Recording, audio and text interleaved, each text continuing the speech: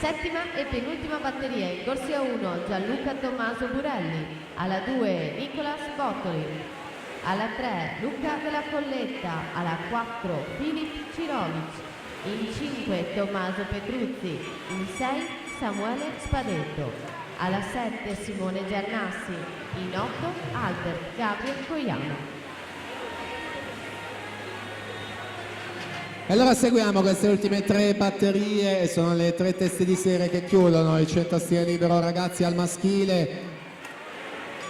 In corsia 5 abbiamo Jacopo Bianco, quindi Tommaso Zuin suo fianco in corsia 4.